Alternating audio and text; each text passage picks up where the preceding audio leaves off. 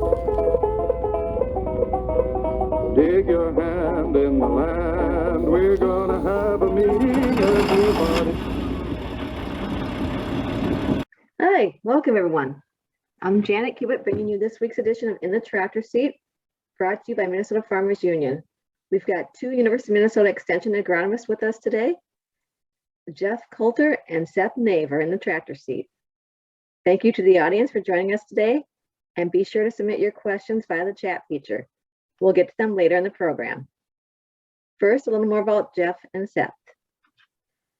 Jeff has been with the University of Minnesota since 2008. He's a professor in the Department of Agronomy and Plant Genetics and an extension agronomist. He earned his PhD from the University of Illinois, and he specializes in corn-based cropping systems at the U. His research is focused on understanding agronomic practices that increase crop productivity, environmental stewardship, and profitability of corn-based cropping systems. Seth Naeve earned his PhD from Iowa State University. He was appointed a professor at the University of Minnesota in 1998. He's an associate professor and extension agronomist specializing in soybean management. He has worked on international market expansion of both bulk commodity and food grade soybeans and soybean products. And he's also done research in the areas of applied soybean production. Thank you, Jeff and Seth, for joining us this week. Take it away. Do you want to start, Jeff? Sure. Okay, I'll give a little background on this growing season and kind of walk us through it. Well, to start off, the spring was dry and cool and planting began early. Many cornfields had uneven emergence due to inconsistency in soil moisture in the seed zone. That was mainly caused by dry soils at and after planting. However, the plant population was good in most fields. It was cool and dry after planting, so emergence and early season growth was slow. From a weed standpoint, farmers were concerned about how well the pre-emergence herbicides would work given the dry conditions. But the pre-emergence herbicides worked better than expected, and that helped to reduce weed competition for the limited soil moisture. The first half of June was unusually hot, which caused corn growth to really take off. Then the corn started to experience poor nodal root establishment due to dry and loose soils.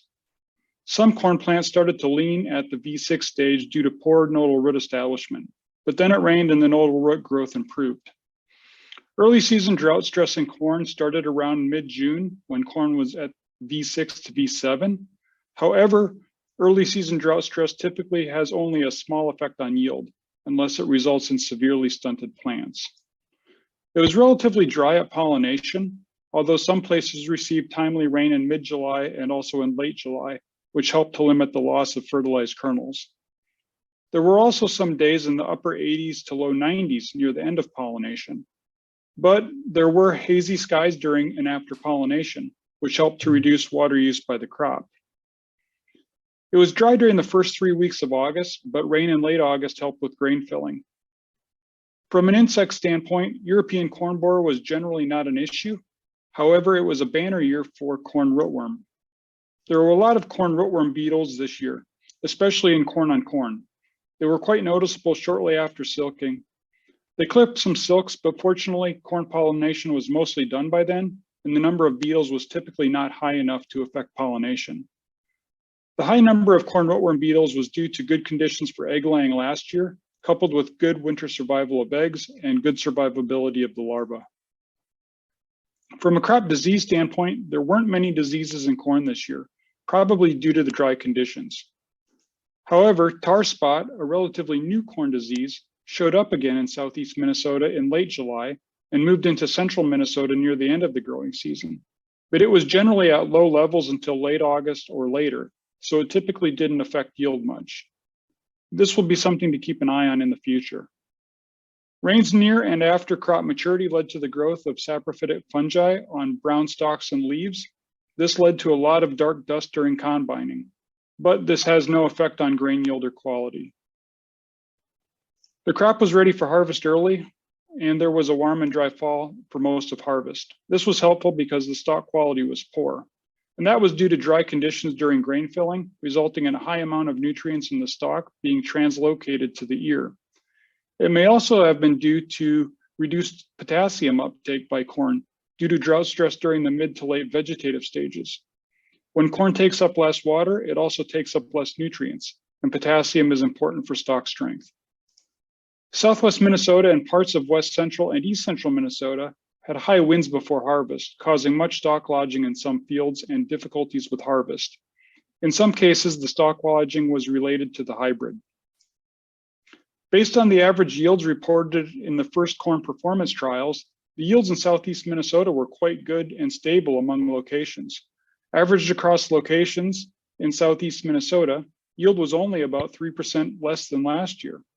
For all other regions of Minnesota, yields were generally less than last year and highly variable among locations, as rainfall was much more spotty than in southeast Minnesota. But overall, the yields were much better than expected given the drought. And this was probably due to improved genetics with better drought tolerance, good soils that can store a lot of water, deep roots due to drought stress during the early to mid vegetative stages, and rainfall timing and amount that was just enough to keep the crop from experiencing really bad drought stress, especially during and just after pollination. It may also have been due to reduced water use during July and August due to the hazy conditions. So that's my summary.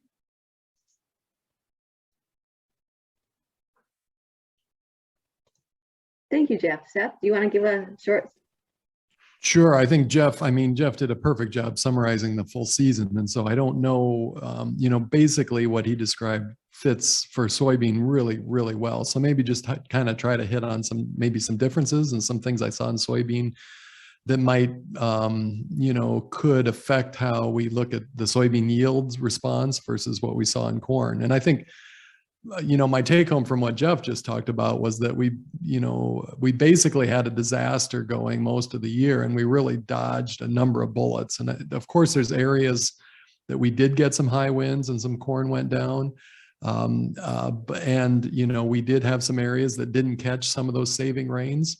But overall, the state really did quite well. And so starting at the very beginning, I think soybean planting again followed that corn planting. Farmers really got in really quickly. We were on pace to match last year's planting progress all through the season, which was a record early planting for us. And remember that farmers now can really turn out a number of acres in a short amount of time. So we were able to basically plant the majority of the crop in about 2 weeks this spring. And that really set us up for unbelievable yields. Unfortunately, we just didn't have the soil moisture going into the season that we would have liked based on the weather that we ended up having most of the summer. So I think most of us really thought that we were in for a real disaster when we didn't see any rain by 4th of July. Soybeans tended to be quite small this year, and they kind of hunkered down a little bit. The corn was really rolling up a lot of places and really showed a lot of visual drought stress. And I think soybean from the very start, it seemed to me, because we had a much different year as I looked at the two crops this year, it seemed that soybean was either the dumb crop or the smart crop, but it basically kind of hung out a little bit low. With low soil moistures in the top of the profile, the soybean doesn't tend to put down roots really quickly. So it was just kind of struggling along and putting roots down through that early part of the season, and would just kind of expand leaves, put on new leaves as it found water. And I think it conserved a little bit of water early on in the season. And I was speculating early on that we might get some benefit from this later, and that the soybean would find some of that water in the profile that the corn crop maybe couldn't have. And that did seem like the case. I guess I'm really surprised that on both crops, where we were able to pull out tremendous yields in soybeans, despite having very, very little rainfall through the entire season, all the way through south central Minnesota to the southwest, and then certainly into the northwest. But as well, corn did quite well, even through struggling through those tough times during pollination and drought stress. So it's really interesting to hear some stories of some farmers that, a lot of anecdotal information about there, that most farmers are pleasantly surprised with yields this year. And it's interesting to hear some of the farmers in some of the areas were more pleasantly surprised with soybean over corn, and some more pleasantly surprised in their corn yields over soybeans. So I think basically most folks were positive on yields relative to their pessimistic view early on. But when those little rains came, we got a 1/4 inch here and a 1/2 inch here. There's some places that caught an inch once in a while. I think Jeff mentioned this, but that really, really saved us. We got some water at the top of the profile, and the crops were able to really utilize that at important times. And I think those showers came through and were distributed enough throughout the state to be able to really save us. But in my view of this thing, the big picture that I learned is that there's a lot more soil moisture in that profile than a lot of us really thought we had going in, especially this season. And both crops are really able to tap into that throughout the season and adapt to it. And I think that's really where we're at, and seeing good rainfall going into fall in some areas. I think if we get a good recharge over winter, we should be in really good shape for the future. So again, just restating what Jeff said, the genetics in combination with some small agronomics, some reduced tillage and things like that have really changed these two crops for us in Minnesota. And we were able to produce a tremendous crop despite really, really tough conditions throughout almost the entire state. Well, thank you, Seth. And I would agree that all the farmers that I've talked to are in Southeast Minnesota, they're just shocked, but they're so pleasantly shocked about their yields that they had this year. And moisture too, they didn't have to dry their corn very much. But soybean moisture, it was so odd because at first it was low, and then we got that little bit of rain, and then it went up. But that's pretty consistent for soybeans, I think. But it takes on your moisture from the atmosphere, right? For sure, but we had an additional issue this year that was very extreme. We had this green stem syndrome that we see a little bit in soybean. We see some individual plants. We see some fields that are kind of tougher to harvest than others. This problem was much more severe and widespread.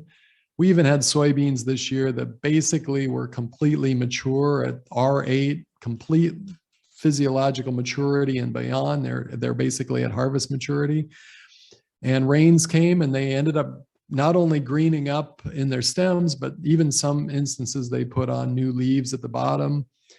We had some rotten seed and some real seed quality issues in some very limited areas, but yet I talked to farmers from extreme northwest Minnesota all the way through western Minnesota and south central Minnesota that all had similar kinds of scenarios in their field. So there are, I would say that harvest for soybean tended to be more problematic, both, as you mentioned early, really too dry. We harvested a lot of soybeans early on that were below 9%, and then that left a lot of potential profit for us for farmers in the field.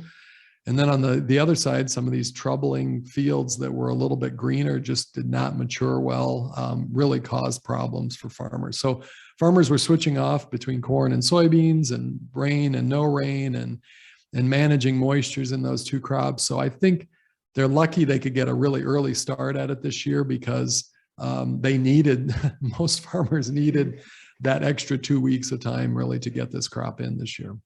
I know we brought some in at 8%, and I think it was up to 14 when we were harvesting ours.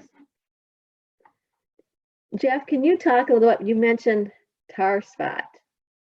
Can you talk a little bit more about what that is and what to look for? Yeah, so tar spot is a relatively new disease. It showed up in southeast Minnesota a few years ago. It's basically small, little black, irregularly shaped lesions on the leaves. The disease showed up this year in late July in southeast Minnesota, and it spread. There were a few fields maybe in southeast Minnesota where the disease pressure got to be at a point where it may have reduced yield. But I'd say for the most part, that was not the case. The infection came on late enough that it wasn't a big deal. But this is a disease that's spread from southeast Minnesota up into central Minnesota now. So I think it'll be something to keep an eye on in the future, particularly for the growers in the southeast where this disease has been. The disease, let's see. It's also related to like the residue, and it's spread by wind. So in areas that have had a history of tar spot, they may want to keep an eye out, especially in the future. It can be controlled by fungicides, but there's not a lot of data on when to spray and what the disease thresholds are and that kind of thing. Are there any hybrids that are resistant? Yeah, that's a good question. I think there are hybrid differences. That may be something to check with your seed suppliers on if you're concerned about it. I'm guessing they're working on trying to, designate between hybrids to determine which ones have better tolerance than others.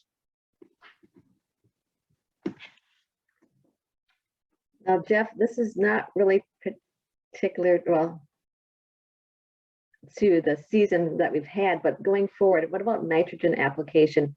Can that be safely begun now, or do we need to wait a little while? Yeah, I think so.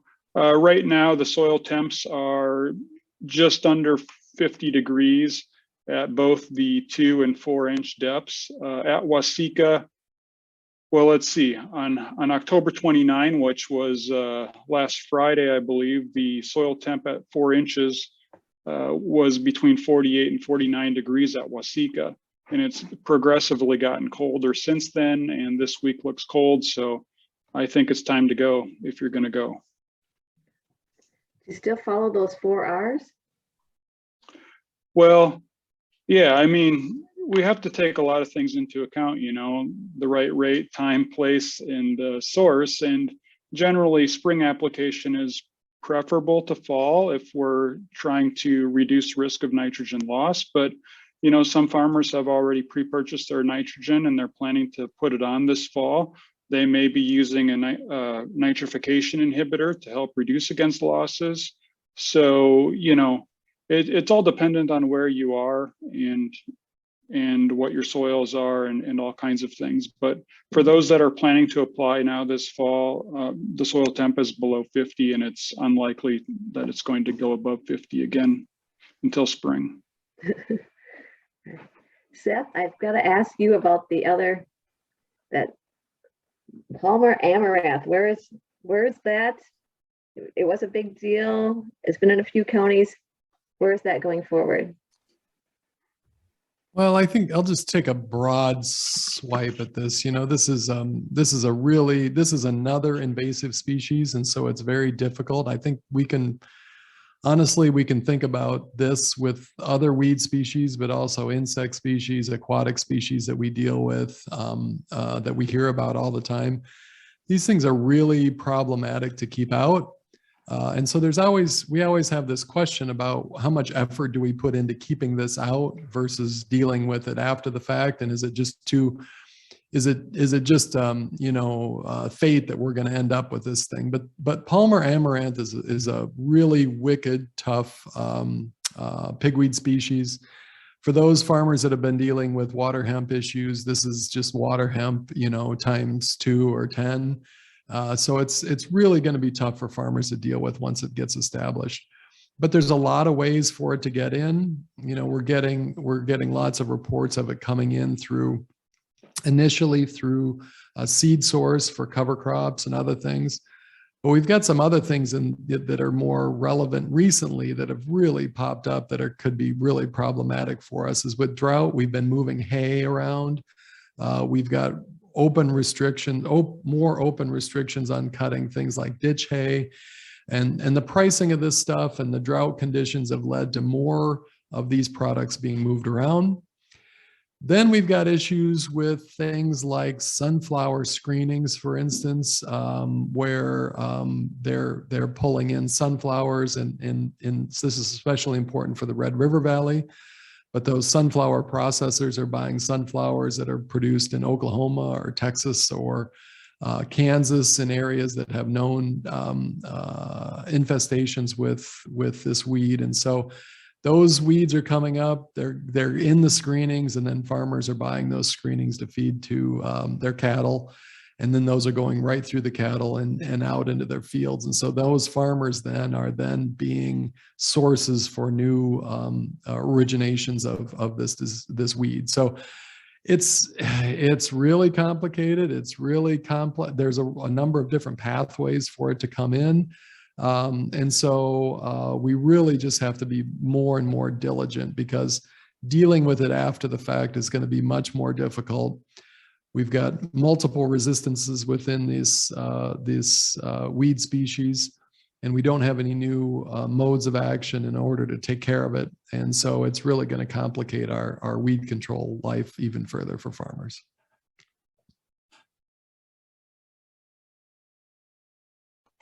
You mentioned pigweeds. Let's talk about water hemp, which I've heard farmers say that just, because it keeps flowering all year long. There's always new water hemps coming along. Are there any good new ways to control that? Neither of us are weed scientists, but I would just say from a crop standpoint that, we had a tough year this year because of on the soybean side, especially as I mentioned, soybean development was a little bit slow. And so I think one thing from a purely agronomic standpoint, we can manage our corn and soybean crops to be more competitive with weeds. That's a really good strategy to keep these things down. And I think from what I've learned from our weed specialists is that we really have to be turning up the intensity of our weed management plan. And I know it's difficult when we're thinking about supply chain issues with various herbicides that may be in short supply, but it actually kind of turns up the interest level or the intensity on what farmers need to do in terms of planning. They need to come up with really good, resilient plans of action for dealing with their weeds. So that's really good. Probably investing in a good pre, and then plan on coming back multiple passes with posts after that to deal with these weeds with multiple modes of action. So I think Jeff probably has something to chime in on that, I would assume. Yeah, I would agree, Seth. Like whatever we can do to get that crop canopy closed faster, So I think water hemp's mainly an issue in soybeans. So I would be thinking about narrow rows and whatever I could do to get that canopy closed quicker. Thank you. I have to ask this other one. Seth, you brought up supply chain. And we've heard a lot about that in the news. So is that impacting corn or soybean exports as well? So far, we're not hearing too much on the export side. I deal with some food bean exporters, and so I'm going to be meeting with them next week. And so we're going to learn a lot more about if they're able to access some empty boxes going back to Asia. That would be the only real concern from the supply chain side is the lack of new containers coming into the country could potentially lead to have a negative impact on the number and availability of those empty containers going back.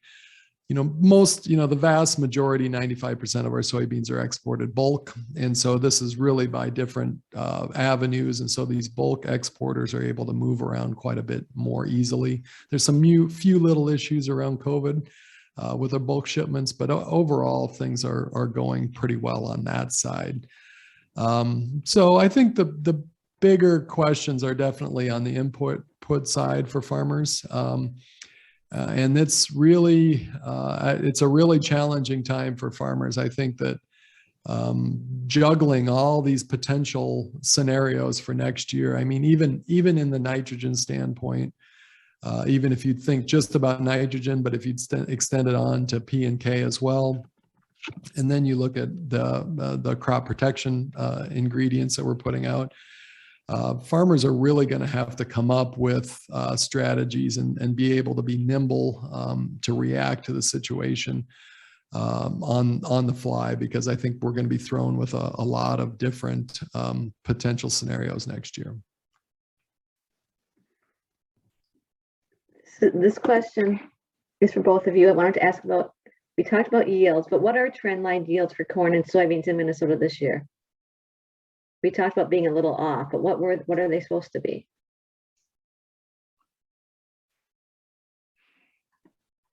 Well, I guess I don't know that I could say an exact number, but last year was a record year. So I think a little bit less than last year, but most farmers are used to seeing 200 or in some cases 220 in their fields. So, I think this year in Southeast Minnesota, based on what I've seen in the first corn performance trials, the yields in the Southeast were about 3% less than last year. So that's probably about trend line. In the other parts of the state, the yields were between 0 to 7% less. But in some of those areas that really missed the rain, the yield was like 15 to 30% less. So I'd say statewide, it's hard to say, but I would say we were probably 10% below the trend line this year. And what do you think, Seth?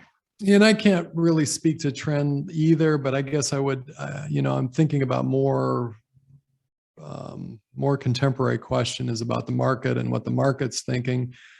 I think, I think these early, I think USDA is way underestimating what we're going to get out of this upper Midwest. As we talked about, farmers are happily surprised, and I think they saw most of that in the corn crop, but soybean is much more difficult to estimate for yields. And so we're getting bigger seed sizes coming out of these areas that had the drought. So we're getting very large seed in Minnesota and the Dakotas and South Dakota. So my guess is that anybody that was out counting pods, and that's USDA or ProFarm or any of the tours that are counting seeds and pods, are going to underestimate yields from this northwestern region. I think the market's figured out, and they've baked it in, and soybean prices are down relative to corn. I think the market really wants farmers to buy nitrogen this fall and plan on putting a corn crop out. And so the market's really looking for between ethanol demand and the concern over the input prices. The market is asking farmers to really think hard about transitioning anything out of corn on corn or putting anything more into beans. So I think we're going to see a bigger soybean crop than USDA. But again, I think the market Chicago's probably got this baked in already. And then looks like we have time for probably one more question, but we talked about this was a weather year. And weather is every year very important to what our crop is. And our weather is changing in Minnesota. And what are implications as farmers are making their seed selections and purchases for next year? What are some things that you would encourage them to be looking at as they go through the varietal trials that come out, and also as they talk with their seed dealers?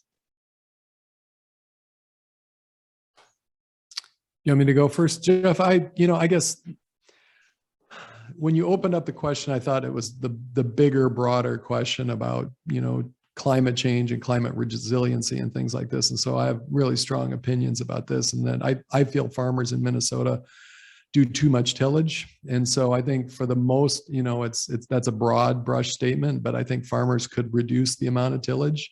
They don't all have to plant a cover crop and go complete no-till. But I think there's an opportunity for farmers to move backwards a little bit. This is really important for these really heavy rain events that are becoming more and more frequently. We need to save our soil. But in a year like this, we know that maintaining soil residue cover is going to help maintain moisture levels. And we saw it in some of our research this year. And so farmers can save fuel costs, they can save their soil, they can save soil moisture by reducing tillage out there. And I think that's one from a big, broad standpoint. I guess that would be my big push for this year and moving forward. Jeff, what about you? Yeah, maybe there's an opportunity to realize that, longer season hybrids have more feasibility in the farming operation than they did, say, maybe 15, 20 years ago. One thing I've noticed is that it seems like our planting windows are opening up earlier, it seems like, but then we get this little cold snap in May that can sometimes last a while. So we have that to kind of deal with. But yeah, I mean, maybe think about longer maturity hybrids in some cases, but don't get too crazy and selecting too long, because we don't want to have all those extra drying costs. Well, thank you both for being our guest today. Seth Naeve and Jeff Coulter are University of Minnesota Extension agronomists. Thank you to our audience for attending today's episode of In the Tractor Seat. Join us next Tuesday when we'll be talking with 2nd District Representative Angie Craig about what she's working on in Congress. Be sure to check our YouTube channel for past episodes and learn more on Join Minnesota Farmers Union at mfu.org. Thank you. Dig your hand in the land.